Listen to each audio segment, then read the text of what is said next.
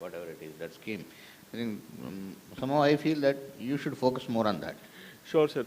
Thank you very much for the advice. So, one of our biggest challenges were, especially to focus on one specific application, was that how do you address a rapidly changing market environment? So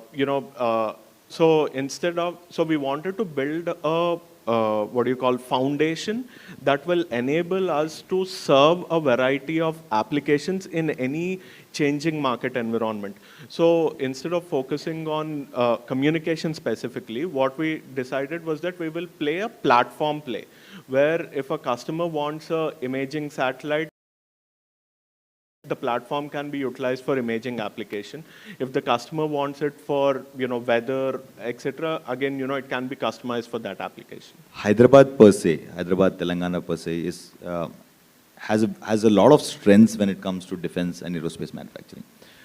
You look at aviation academies, you look at the number of high precision engineering companies or SMEs that are there available in Hyderabad, right? A lot of corporates have already started moving in. Tassel Lelo, GMR Lelo, Boeing, all of Airbus, all of them have started moving in here.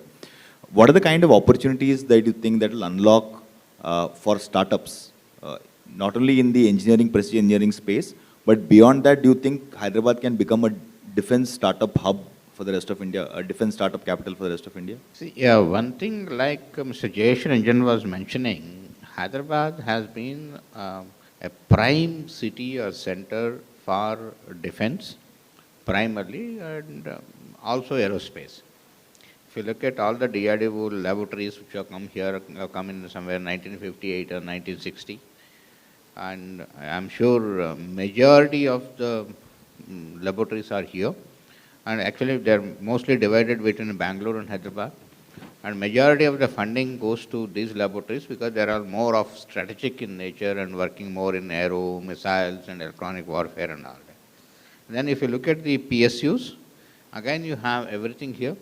You have the complete HL unit, you have the Bharat Electronics working on electronic warfare, and BDL which has got 2 units here, and then over and above that you have related materials, related NFC, and NFTC, and then you have ECIL which are there. And I almost think that the number of industries which have been supporting, which have been in the part of the supply chain here, have been about more than 1,000 industries which have been there in that. One example which not today, almost about 4 or 5 years back, example I try to give, one of the missiles which got into armed forces maximum in number, value-wise, is Akash missile, more than about 25 to 30,000 crores worth. BDL is the integrator, or BDL is the production agency, whatever you call it. And almost about 86 to 87% by value of the Akash missile has been coming from MSMEs and mostly from Hyderabad. 86, 87%. So BDL actually primarily has been concentrating only on the integration, and they went to the extent of supplying 60 missiles a month.